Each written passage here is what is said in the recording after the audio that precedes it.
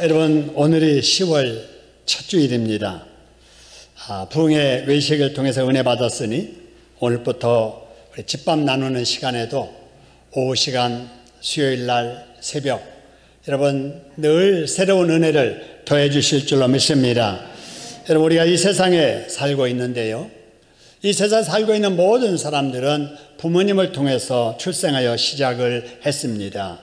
이렇게 시작한 우리의 인생, 하루하루 타고난 소원을 다 채우고 나면 우리의 인생도 생을 마치게 되어 있습니다.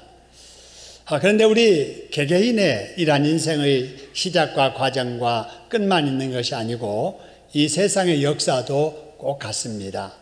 그래서 하나님께서 태초에 이 세상의 역사를 시작하시고 지금 그 역사가 계속 진행되고 있는데 하나님이 정하신 때가 되면은 이 세상의 역사도 맞춰지게 될 것입니다. 여러분, 그 끝날을 우리는 종말이라고 합니다. 자, 그러면은 이 세상이 언제 종말을 맞이하게 될 것인가? 좀 생각을 하면서 사는 사람들은 그 끝날에 대한 관심이 많습니다. 예수님의 제자들 역시 예수님께서 자꾸 말씀하시는 이러한 종말에 관한 말씀을 들으면서 그때가 언제일까 하는 궁금증을 가지고 있었을 때에 예수님께서 제자들에게 그 종말에 대해서 가르쳐 주실 말씀이 오늘 마태복음 24장의 말씀입니다. 여러분, 그렇기 때문에 오늘의 말씀은 우리 종말의 시대를 살아가고 있는 우리 모두에게 대단히 중요한 말씀인 줄로 믿습니다. 여러분, 그러면은 종말에 사는 우리들이 어떻게 살기를 주님은 원하실까요? 오늘 본문의 말씀 3절 31절에 포함된 24장의 말씀을 보면은 장차 일어날 여러 징조들에 관한 내용이 나오고 오늘 32절부터 무화과 나무에 관한 비유가 나옵니다. 그러면서 32절에서 무화과 나무의 비유를 배우라 이렇게 말씀하셨어요. 무화과 나무의 비유를 뭐라고요? 배우라 하는 거예요. 자, 그러면은 무화과 나무를 통해서 무엇을 배워야 할까 하는 거예요. 여러분, 무화과 많이 들어보셨지요? 저는 나훈교에서 목회할 때 어느 집사님이 선물을 가지고 오셨는데 지방에 갔다 오시면서 과일을 가지고 오셨는데 참 이상해요. 석류 같기도 하고 또 석류는 아니고 딱딱하지 않고 말랑말랑하고 뭐냐고 물어봤더니 무화과라고 하는 거예요. 제 사는 데는 무화과가 없었거든요. 아마 따뜻한 지방에는 무화과가 있었던 모양입니다. 자, 이 무화과는 우리나라에서는 어느 지역에서만 이렇게 자랍니다만은 이스라엘에는 어디에서나 볼 수 있는 아주 흔한 나무 중에 하나가 무화과 나무지요. 근데 우리 예수님께서는 이 무화과 나무를 통해서 종말에 관한 말씀을 교훈하신단 말이에요. 뭐라고 말씀하시는가?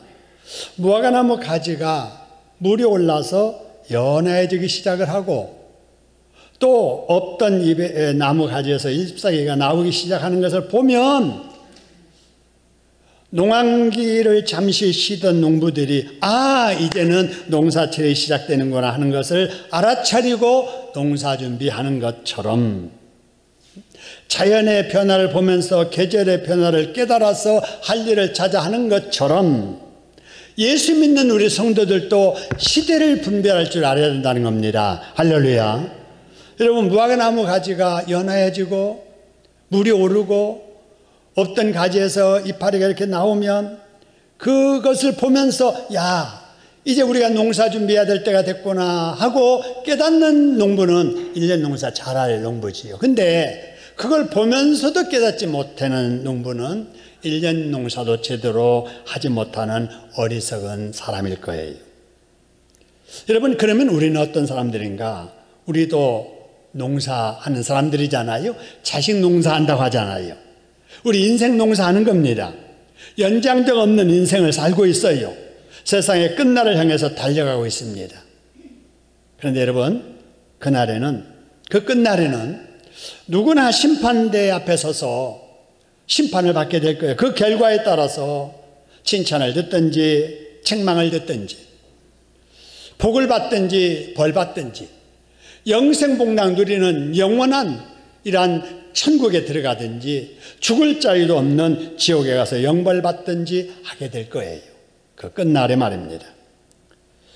근데 그 끝날에 대해서 예수님께서 36절에서 뭐라고 말씀하시는가? 그 날과 그때는 언제가 될지 아무도 모른다는 거예요. 하지만 너희들이 준비는 하고 살아야 하겠기에 몇 가지 징조를 알려줄 테니 그 징조를 보고 그 끝날을 준비하라는 것입니다. 할렐루야. 자, 그러면 예수님께서 종말이 가까울수록 일어날 징조를 뭐가라고 말씀하셨는가? 여러분 아시는 대로 전쟁의 소문이 자꾸 들릴 것이다. 이 소식을 들을 때마다 종말이 가까우고 있구나 깨달으라는 거예요. 기근이 자꾸 생기고 지진이 이곳저곳에서 일어나는 소식이 들릴 때마다 그냥 일상적으로 넘겨듣지 말고 우리 주님의 말씀하셨던 것을 기억하고 지금 시대가 종말을 향해서 가고 있구나. 이걸 깨우치시려고 이런 소식을 듣게 하시는구나 깨달으라는 겁니다. 할렐루야. 사회가 각박해지고 가정에까지 사랑이 식어져서 가족 간에도 돈 때문에 남처럼 대하는 이 시대가 올 것이다. 믿는 자들에게 핍박하는 일이 일어나게 될 것이고 아무리 이렇게 믿는 자가 핍박을 받고 교회가 어려움을 당해도 남은 자들 살아있는 믿음의 성도들을 통해서 전도가 되고 땅끝까지 선교가 이루어져서 땅끝까지 복음이 전파되게 될 것이다. 그리고 나야 주님이 오신다는 겁니다. 할렐루야. 여러분 그렇기 때문에 우리가 같이 TV 앞에 뉴스를 보고 여러분 인터넷으로 세상 돌아가는 소식을 들을 때마다 믿는 자들은 불신자들과 달라야 됩니다. 할렐루야. 이 예수님이 보여주신 이 종말의 징조를 가지고 세상을 볼 줄 아는 그러면서 내가 지금 어떻게 행동해야 될 것인가를 깨닫는 우리들이 되어야 될 줄로 믿습니다. 그러시면서 바로 이어지는 34절에서 우리 예수님께서 보충해서 말씀을 하십니다. 그 보충의 말씀은 지금까지 말씀드린 이런 일들이 이 세대가 지나가기 전에 다 일어날 것이라는 겁니다. 할렐루야. 여러분 그런데 놀라운 사실은 예수님께서 종말의 징조로 말씀하신 이런 일들이 우리 주변에서 계속 일어나고 있다는 거예요. 여러분 이 세대가 다 지나가기 전에 예수님의 예고하신 이 징조는 반드시 다 일어나게 될 줄로 믿으시기를 소원합니다. 핍박이 있더라도 세계 땅끝까지 복음이 전파되게 될 줄로 믿습니다. 그 후에야 주님이 오실 거예요. 그런데 문제는 이 세대가 어느 세대냐라고 하는 거예요. 이 성경을 주의하는 많은 신학자들이 이 부분을 어떻게 해석하느냐. 어떤 분들은 이 세대라고 하는 것은 예수님께서 제자들에게 말씀하셨던 그 시대 사람들을 말한다라고 말하지요. 그러면서 이제 여러 가지 이스라엘 역사에 되어질 일들을 이렇게 연결시켜서 이게 맞다라고 설명하는데 아무리 그 설명을 받아들이려고 해도 문제가 되는 게 뭐냐면은 아직도 이 세상은 끝이 안 났잖아요. 그죠? 여러분, 이 세대라고 하는 이 세대가 그들이 사는 예수님의 제자들이 있던 당시의 세대라고 한다면은 그 시대에 지나갔으면 세상에 종말을 왔어야 되는데 아직도 안 왔잖아요. 그러니까 여기서 예수님이 말씀하신 이 세대는 예수님의 제자들이 살던 그 시대를 말하는 게 아니고 노아의 홍수 이후 예수님의 재림까지의 기간을 이 세대로 보는 겁니다. 할렐루야. 왜 그러냐면요. 우리 하나님께서 이 세상을 심판하시지요. 물로 심판하십니다. 한 시대를 청산하시는 심판을 하고 그 다음에 새로운 시대를 노아로부터 시작을 하거든요. 그리고 나서 이제 예수님 오실 때까지 그 기간을 바로 예수님 말씀하시는 이 세대로 보는 것입니다.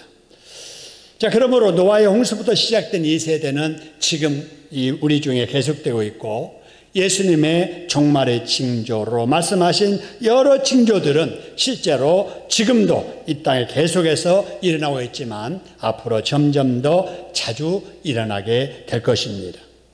그러므로 우리는 이러한 일들을 우리가 보고 들을 때마다 불신자들과는 달라야 됩니다. 왜 그러느냐? 여러분 37절에 그 이유가 있습니다. 여러분 종말이 가까워질수록 사람들이 어느 때 사람들처럼 된다 그래서요? 노아의 때와 같아진다는 거예요. 여러분 노아의 때와 같아진다는 말이 무슨 말인가? 여러분 노아 때 홍수 심판을 받기 직전의 그 모습을 우리는 창세기 6장 5절에서 볼 수 있는데요. 그때 이런 말씀했습니다. 하나님은 사람이 죄악의 세상에 가득함과 사람들이 하는 생각, 계획하고 행동하는 모든 것들이 다 악한 것을 보신 거예요. 그리고 한탄하십니다. 아니 짐승과 달리 내 형상을 따라 지음받은 사람들이 어쩌면 이렇게 생각하는 거, 계획하는 거, 행동하는 것이 항상 이렇게 악할까? 그렇게 한탄하시고 그 다음에 뭐라고 하시느냐? 심판을 말씀하십니다. 여러분 그래서 하나님께서 이 세상의 모든 것들을 심판하기로 작정하시고 그래도 그 시대에 남은 자 노아를 부르십니다. 그래서 노아를 구원하시려고 또 노아를 통해서 다른 사람들을 구원하시려고 구원의 방주를 지으라고 말씀을 하시지요. 그럼 방주는 배잖아요. 여러분 일상적으로 생각할 때 배는 물 위에 뜨는 거니까 강가나 바닷가에 지어야 맞잖아요. 근데 이 시대에 하나님께서 방주를 어디다 지으라 하냐면은 산 꼭대기 위에 지으라고 하는 것입니다. 여러분 요즘도 배가 산 위에 있는 배 보셨지요? 여러분 여기 우리나라에도 이렇게 배들이 있는데 강원도 가면은 산 위에 배가 딱 있잖아요. 그것은 물 위에 떠서 여행하고 하는 그 배가 아니고 사람들의 시각에 시선을 끌게 해가지고 오게 해서 음식도 팔고 또 잠자게 가게 하는 숙박시설이잖아요. 여러분 배가 산 위에 있는 배는 정상적으로 없습니다. 그런데 하나님께서는 노아를 통해서 산 위에다가 배를 짓게 하시지요. 지을 뿐만 아니라 주변의 사람들에게 홍수 심판이 임할 것이니 나와 함께 홍수 심판을 면할 방주를 함께 짓자라고 전도하게 합니다. 그런데 여러분 그 당시 사람들은 이 말을 전혀 무시해버리게 되죠. 농담으로 여기죠. 이 미친 영감. 아니 바닷가에 강가에 배를 짓지 않냐고 산 위에 배를 짓고 있는 저 영감 또 미친 소리 한다. 귀담아 듣지 않았습니다. 여러분 그러면서 그들이 뭐에 정신 팔렸느냐? 37절 38절의 말씀을 보니까 먹고 마시고 장가들고 시집가고 그런 일에 정신 팔려서 심판을 경고하는 하나님의 말씀은 무시해버리고 산 겁니다. 그러나 여러분 120년이라고 예고된 심판 유예 기간이 지나자 경고하셨던 심판이 시작이 됩니다. 비가 좀처럼 내리지 않던 그 지역에 빗방울이 떨어지기 시작을 합니다. 사람들은 너무 좋아합니다. 단비가 내린다고, 축복의 비가 내린다고 좋아합니다. 단비로 여겼던 그 비가 계속 내립니다. 그치지 않습니다. 하천이 범람합니다. 농경지가 침수됩니다. 저지대에 있는 주택들이 침수되기 시작합니다. 그러자 사람들이 그 물을 피해서 높은 곳으로 높은 수로 올라가다가 방주에 있는 그곳까지 이르게 된 것입니다. 방주의 문을 두드리기 시작합니다. 어이 동생, 나 옆에 살던 형이네. 아저씨 나 알잖아요. 문 좀 열어주세요. 아무리 여러분 방주 문 두드려도 문이 열어지지 않습니다. 여러분 문은 노아가 닫은 것이 아니라 하나님이 닫으셨기 때문에 그렇습니다. 할렐루야. 문이 열려지지 않아요.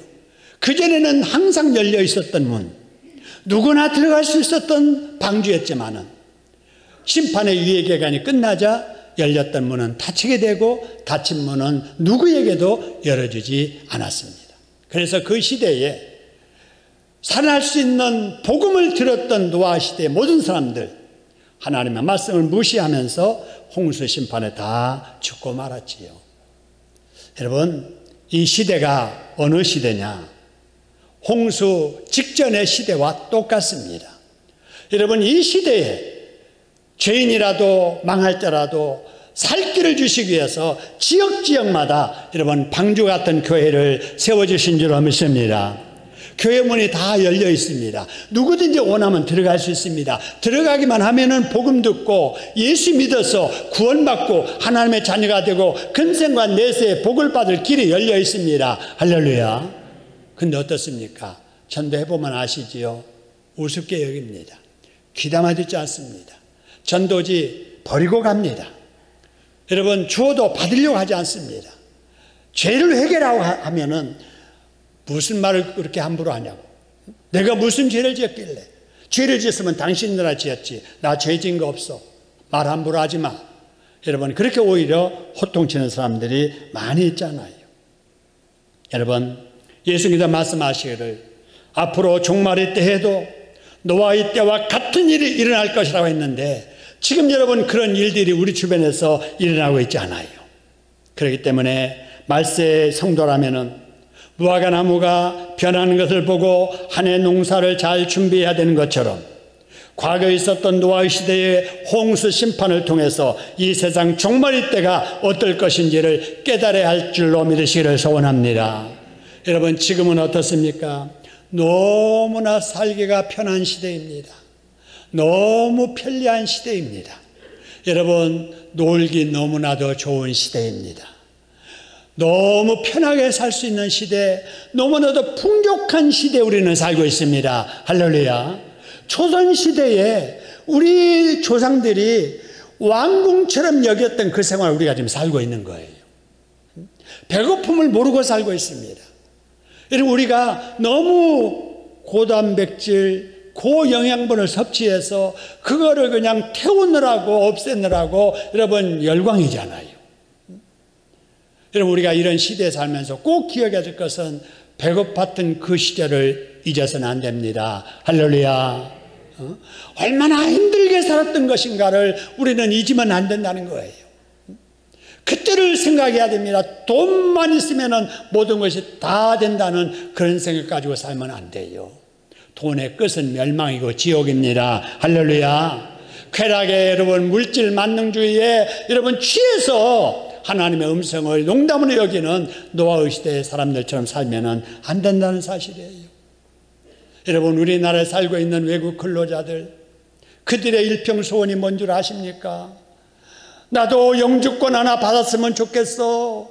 시민권 받아서 자유롭게 마음 놓고 살 수 있었으면 좋겠어. 나만 아니라 내 가족들, 자식들 함께 살았으면 얼마나 좋을까. 그렇게 천국처럼 낙원처럼 생각하는 우리나라에 우리는 살고 있는 거예요. 여러분, 그러면서 우리는 고마움이 있습니까? 고마움을 모르고 사는 거예요. 너무나도 복에 겨워서 천국 같은 생활을 살면서도 그 복을 복인 줄로 알지 못하고 감사해야 될 환경에 살면서 원망하고 불평하고 짜증내면서 살고 있지 않습니까? 여러분, 그렇기 때문에 돈이 사람의 마음을 다 빼앗간다는 사실을 기억해야 돼요. 쾌락이 하나님을 향할 우리의 마음을 다 빼앗아갑니다. 할렐루야.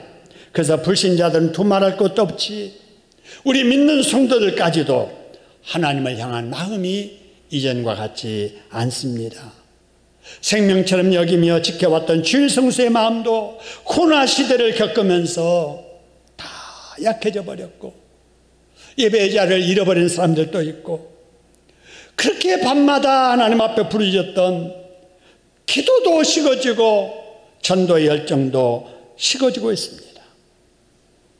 죄를 회개하고 예수를 믿으라고 외쳐도 되레 화는 내는 사람들이 있고, 기도해야 산다고 기도하라고 하면은 기도는 가난한 사람이나 능력 없는 불쌍한 사람들이나 신에게 구걸하는 것이지, 나는 기도하지 않아도 당신들보다 더 편하게 잘 살고 있으니 당신들이나 걱정하지 마시오, 이런 말들을 불신자들이 목소리를 높이며 비아냥거립니다.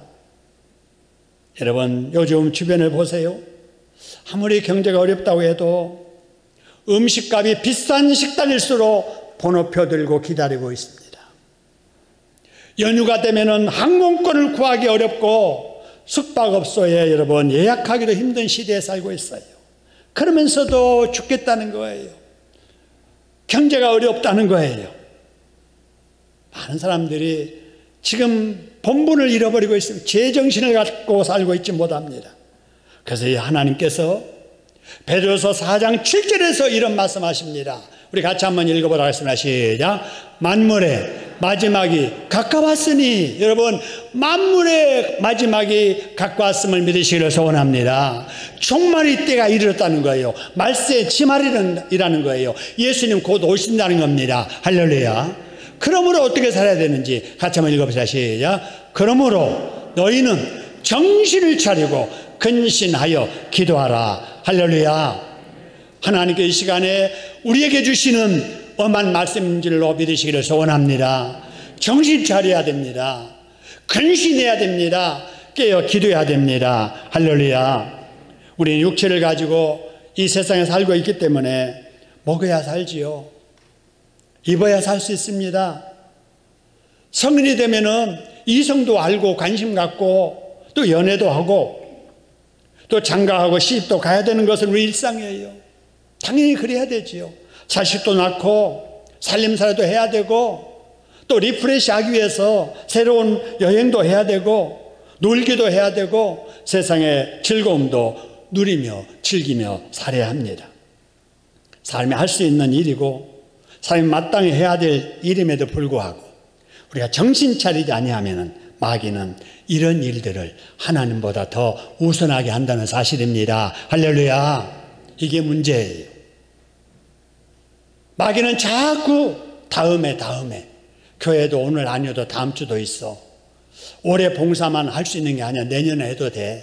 기도 아이고 형편 풀리면 해. 11조 좀 생활 나아지면 해. 애들 가르쳐 놓고 여의사를 시켜놓고. 여러분 이런 아주 묘한 달콤한 유혹으로 그럴듯한 말로 마귀는 계속 유혹해서 하나님보다 세상 것이 앞서도록 그러다가 하나님을 잊어버리게 만들고 그러다가 망하게 만드는 것입니다. 할렐루야. 정신 차려야 됩니다. 영적으로 깨어 있어야 됩니다. 할렐루야. 영적으로 방심하면 어느 시대 누구나 노아 시대 사람들처럼 육체적이고 세상적인 일 때문에 하나님을 떠나 죄를 짓다가 소돔과 고모라 성 사람처럼 불의 심판을 받아 망하든지 노아의 시대의 사람들처럼 물 심판 받아 망하든지 결국 망하고 말 것입니다. 말세는 가까워지고 있습니다. 우리 모두 정신 차리고 근신하여 기도에 힘쓰며 살다가 하나님께 영광을 돌리고 복받는 저와 여러분 되기를 주님의 이름으로 축원합니다. 그런데요, 주님이 이렇게 경고해도 강단에서 하나님의 사자를 통해서 이렇게 강력하게 말씀을 전해도 무시하고 외면하고 내 생각대로 마음대로 사는 사람이 어떻게 되는지를 여러분 40절 41절에서 보시기를 바랍니다. 여러분 여기 말씀을 보면은 두 사람들이 나옵니다. 두 사람이 같은 밭에서 같이 일하고 있습니다. 두 여자가 맷돌 같이 잡고 밀고 당기면서 맷돌질을 하고 있습니다. 여러분 바로 이 두 사람들이 어떤 관계일까? 우리는 생각해 보면은 밭에서 같이 일하는 두 사람 부부일 가능성이 많지요. 맷돌질을 같이 하고 있다. 부녀지간 아니면 고부지간 아니면은 자매지간일 가능성이 많습니다. 어떤 관계든지 누구보다도 가장 가까운 관계에 있는 사람들입니다. 그런데 이상한 일이 벌어집니다. 뭡니까? 밭에서 함께 일하던 두 사람 중에 한 사람은 데려가고 한 사람은 버려둠을 당하는 거예요. 아니 같이 일하다가 그냥 어느 순간에 한 사람은 쫙 휴거되는 거예요. 아니 남편이 휴거되는데 아내가 혼자 있을 수도 있고 아내가 휴거되는데 남편이 물끄러미 바라보고 있을 상황이 있을 수도 있는 거예요. 아니 같이 맷돌질을 하다가 힘들어서 보니까 없어요. 보니까 들림맞는 거예요. 혼자 맷돌 잡고 힘들게 돌리다가 여러분 깜짝 놀란 거예요. 언제 이런 일이 일어나는가? 오늘 여기 맨 앞에 보니까 언제 그랬어요? 그때에 이런 일이 일어난다는 겁니다. 여러분, 노아의 때로 말하면은 심판의 유예기간이 끝났을 때 이런 일이 일어나게 된 것이고, 여러분, 예수님께서 재림하실 때 이런 일이 일어나게 될 것입니다. 할렐루야. 여러분, 이 말씀을 그대로 두고 한번 생각해 보지요. 자, 이 말씀이 주는 교훈이 뭐냐? 아무리 가까운 사이라 할지라도 마지막 때에 깨어 기도 준비하는 사람과 그렇지 않는 사람은 다르다는 거예요. 그대로 두라고 했는데 사라져버렸네. 자, 자막 한번 다시 그대로 둬봐요. 보세요.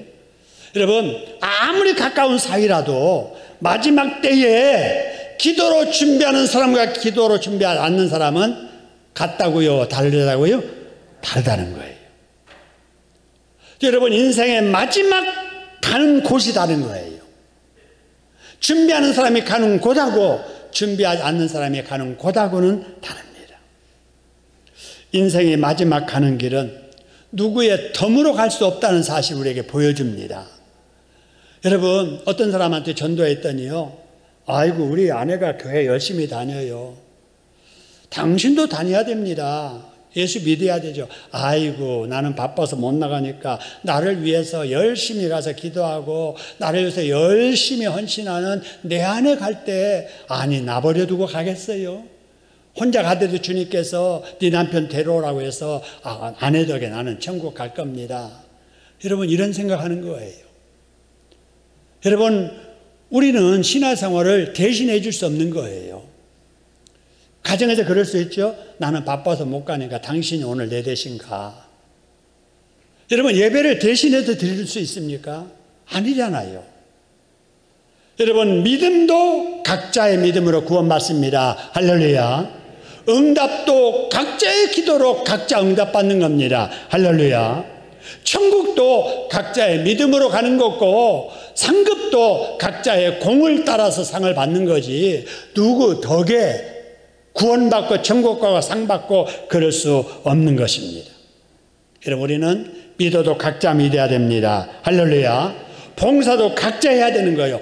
헌금도 각자 해야 되고, 찬양도 각자 해야 되고, 전도도 각자 해야 됩니다. 할렐루야. 왜냐하면은 예수님께서 재림하실 때 각각 한 사람씩 상대하시지, 여러분, 집단으로, 단체로, 가족별로, 덤으로 상대하지 아니하시기 때문에 그렇습니다. 또 사람마다 각기 해야 할 자기 사명이 따로 있기 때문에 우리는 믿음도 각자 믿음으로 각자 사명대로 우리가 신앙생활을 해야 되는 것이지요. 여러분, 우리가 재림하실 주님을 맞을 준비도 각자가 해야 됩니다. 할렐루야. 그렇기 때문에 우리 말씀을 사는 성도들은 어떤 그룹에 속해 있다, 소속되어 있다라는 것으로 만족하면 절대 안 됩니다. 나 우리 신창동 교회 교인이야. 나 구역 식구인데, 나 전도회 식구야. 나 같이 매주일날 예배 드리는데 거기에 만족하면 안 된다는 사실입니다. 할렐루야.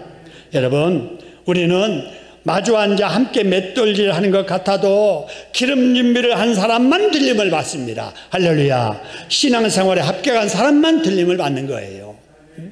여러분, 같은 밭에서 일을 해도 기도로 준비하고 여러분 등에 기름 준비한 합격성도만 여러분 들림 받습니다. 할렐루야. 저와 여러분이 그런 합격 신앙생활 하는 저와 여러분 되기를 주님의 이름으로 축원합니다. 그러면 복 받으려면 어떻게 해야 되는가? 등만 들고 사람들 속에 섞여 있는 것으로 만족하면 절대 안 됩니다. 여러분, 신랑 올 줄 알고 맞을 소망 가지고 있다면 여러분 먼저 등 준비해야 되겠지요. 당연하지요. 근데 등만 아니라 등 속에 기름 준비해야 되겠죠. 기름 넣어야 되겠지요. 빵빵하게 가득 풀로 채워야 됩니다. 더 한 가지 우리가 세심하게 갖춰야 될 것은 늦게 오시면 어떻게 하지? 기름 다 달아질 때까지 안 오시면 어떻게 하지? 예비하는 예비 기름통도 있어야 됩니다. 할렐루야. 이게 지혜예요. 지혜. 신앙생활 그냥 남이 하던 대로 따라서 흉내내는 신앙생활 하면 안 돼요. 정말 세심하게 미리미리 준비하는 여러분 지혜가 저와 여러분에게 있기를 주님의 이름으로 축원합니다. 왜냐? 그때가 언제일지 몰라서 그러는 거예요. 도둑이 예고하지 않고 오는 것처럼 우리 주님이 생각지 않은 때 오시기 때문에 내 생각보다도 더디게 온다 할지라도 언제든지 주님을 맞이할 수 있는 준비를 우리가 잘하고 우리 주님을 기다려야 됩니다. 할렐루야. 그런 사람이 혼인잔치에 들어갈 수 있고, 그렇지 않는 사람은 혼인잔치에 들어가고 싶어서 등들고 있었어도 결정적인 순간에 들어가지 못하고 밖에서 가슴치며 슬피 탄식하게 될 것입니다. 여러분, 그러나 우리가 지금까지 아쉬운 신앙생활, 잘못한 신앙을 했을지라도 여러분 괜찮아요. 왜냐? 아직 마지막이 안 왔기 때문에 그렇습니다. 할렐루야. 아직 심판의 유예기간이 지나지 않았습니다. 그렇기 때문에 오늘부터 잘하시면 됩니다. 할렐루야. 여러분, 이 세상에서는 과거의 이력을 굉장히 중요시합니다. 여러분, 이력서 몇 줄을 쓰느냐, 그것이 스펙이 대단히 중요합니다. 그러나 하나님 앞에서는 과거는 아무 소용없습니다. 여러분, 지금부터 잘하면은 여러분 잘한 것으로 나를 주님이 평가해 주십니다. 할렐루야. 그래서 여러분, 잘한 분은 이전보다 더 잘해야 돼요. 잘못한 사람, 아쉬운 사람은 오늘부터 잘하도록 시작하면 됩니다. 할렐루야. 그래서 하나님께서 부흥이 허락하셨고, 새롭게 출발해 보려고 하라고 여러분 9월 지나가게 하시고 10월의 첫 주를 하나님이 우리에게 허락해 주신 줄로 믿습니다. 하나님 우리에게 주신 이 마지막의 기회인 줄 알고 이 기회 잃지 말고 준비 잘하는 저와 여러분 되기를 주님의 이름으로 축원합니다. 그럼 어떻게 준비해야 될까? 45절 보시지요. 자, 오늘 말씀 보니까 자, 종이 되어라 그랬는데 어떤 종이 되어라 그랬어요? 충성되고 어떤 종이에요? 지혜 있는 종이 되어라 하는 거예요. 야, 충성되고 지혜 있는 종이 어떤 사람일까? 여러분, 사복음서는요, 같은 사건을 다른 저자가 기록한 말씀들이 있기 때문에 같은 내용이라도 다르게 표현되는 거 같이 이렇게 비교해 보면은 서로 보완이 되고 보충이 되고 더 깊게 설명이 폭넓게 이루어집니다. 그래서 이제 공관복음을 보실 때, 마태, 마가, 누가복음을 보실 때는 이 병행 구절, 그 말씀을 다른 성경에서는 어떻게 보는가 이렇게 비교해 볼 필요가 있습니다. 근데 오늘 이 말씀, 마태복음 24장 45절에 이 말씀의 병행 구절이 누가복음의 12장 42절이에요. 거기 보면은 똑같은 내용인데 여기 충성되고 지혜 있는 종을 조금 다르게 보충해서 설명합니다. 보세요. 24장 45절에서는 충성되고 지혜 있는 종이라고 했는데 누가복음 12장 42절에서는 주께서 이르시되 뭐가 되어 그래서요? 지혜 있고 진실한 뭐가 돼요? 청직입니다. 청직이. 그래서 마태복음 24장 45절에서 말씀하시는 충성도가 지혜 있는 종은 청지기를 말하는데 그 청지기 중에서도 지혜 있는 청지기, 진실한 청지기를 말하는구나. 할렐루야. 자, 그렇게 살아야 돼요. 그래서 우리는 이 세상 말세의 종말의 때에 우리는 지혜 있고 진실한 청지기로 살아야 됩니다. 할렐루야. 여러분, 청지기가 뭔 줄 아시죠? 청지기. 청지기는요, 맡은 자잖아요. 맡은 자. 자, 본래는 내 일이 아니에요. 내가 할 일이 아닌데 누가 그 일을 맡겼어요. 그래서 그 맡은 자는 나는 이제 청지기다 이러는 거지요. 근데 우리 예수 믿는 사람들 다 청지기라고 주님은 말씀하시거든요. 우리는 다 청지기예요. 맡은 자들이에요. 뭘 맡았을까? 이걸 잘 알아야 됩니다. 여러분, 우리가 이 세상에 태어날 때 맨손으로 태어나잖아요. 그죠? 죽을 때 맨손 들고 가는 거예요. 근데 하나님께서는 태어나서 죽을 때까지 뭘 하기를 원하시는 뜻이 있는 거예요. 그 뜻. 하나님께서 아무 뜻 없이 그냥 어느 집에 어느 부모 사이에서 태어나서 또 그럭저럭 살다가 죽으라 그런 사람은 아무도 없습니다. 이 세상에 태어난 모든 사람들은 하나님이 보내셔서 태어났고 하나님이 보내실 때에는 하나님의 뜻이 있어서 보내신 겁니다. 할렐루야. 그럼 한번 생각해 보세요. 하나님이 나를 무슨 뜻을 가지고 보내셨을까? 뭐 하라고 보내셨을까? 무슨 일을 하며 살라고 나를 이 땅에 보내셨을까를 생각해 보시라고요. 이 생각을 한 번도 안 해본 분이 계시다면 오늘 한번 깊이 생각해 보세요. 생각날 때까지 계속 생각해 보세요. 하나님이 나를 보내신 이유가 뭘까? 뭐 하라고 나를 보내셨을까? 여러분, 그것을 딱 발견하는 것이 사명 발견하는 겁니다. 할렐루야. 사명이 있어야 돼요. 나를 사는 목적이 이 사명을 이루려고 사는 것이어야 됩니다. 그런 목적 없이 그냥 그럭저럭 생명 붙어 있으니까 시간 보내면서 그냥 살다가 죽을래. 그건 하나님의 뜻이 아니에요. 여러분, 하나님께서는 여러분을 청지기 삼아 주셨습니다. 할렐루야. 뭘 맡겨주셨느냐? 우리 건강 맡겨주셨잖아요. 건강. 생명을 지금 붙잡아 주셨잖아요. 우리가 뭔가 할 수 있는 재주를 주시고 재능을 주셨잖아요. 자격증과 능력, 이런 것들이 다 하나님이 주신 여러분 은사인 줄로 믿으시기를 소원합니다. 맨손 들고 왔던 우리들에게 돈을 지금 주었잖아요. 많든 적든 자꾸 우리는 상대적으로 누구보다 적고 누구보다 많고 이러는데, 여러분 맨손 들고 왔던 나에게 얼마를 주었든지 하나님의 은혜요, 감사할 일입니다. 할렐루야. 여러분, 사는 날 동안에 나에게 자동차가 있고 살림살이가 있고 나에게 마음의 믿음이 있고 내가 받을 구원이 있고 내가 교회로부터 받은 직분이 있고 나에게 시간이 있잖아요. 다 이것들이 하나님이 나에게 맡겨주신 것들입니다. 할렐루야. 한번 따라합시다. 그러고 보니 나는 청지기이구나. 많은 것을 맡은 청지기인 줄로 믿으시기를 소원합니다. 청지기. 그러면 하나님께서 뭐 하라고 우리에게 시간 주고 건강 주고 은사 주고 재능 주고 자동차 주고 전화 주고 여러분 직분 주고 나에게 물질 주고 뭐 하라고 그러셨을까 하는 거예요. 그 하나님의 뜻이 뭐냐? 여러분 여러 가지 있겠지만은 큰 틀에서 세 가지만 말씀드리면은 이 땅에 교회 세워가라고 하신 겁니다. 할렐루야. 이 땅에 뭐 세워가라고요? 교회 세워가라고. 교회. 몸된 교회를 이 땅에 세워가는 일에 일하라고 저와 여러분에게 생명 지켜주시고 재능 주시고 물질 주시고 시간 주시고 건강 주시고 직분 주셨음을 믿으시기를 소원합니다. 이 땅에 교회 세워가라고. 교회 세워가기 위해서는 불신자에게 복음을 전하는 일이에요. 전도하라고 나에게 은사 주시고 여러분 직분 주셨음을 믿으시기를 소원합니다. 우리 초신자들에게 자립신앙을 갖도록 양육하라고 하나님께서 원하신다는 것이에요. 여러분 이것을 사명으로 여겨야 돼요.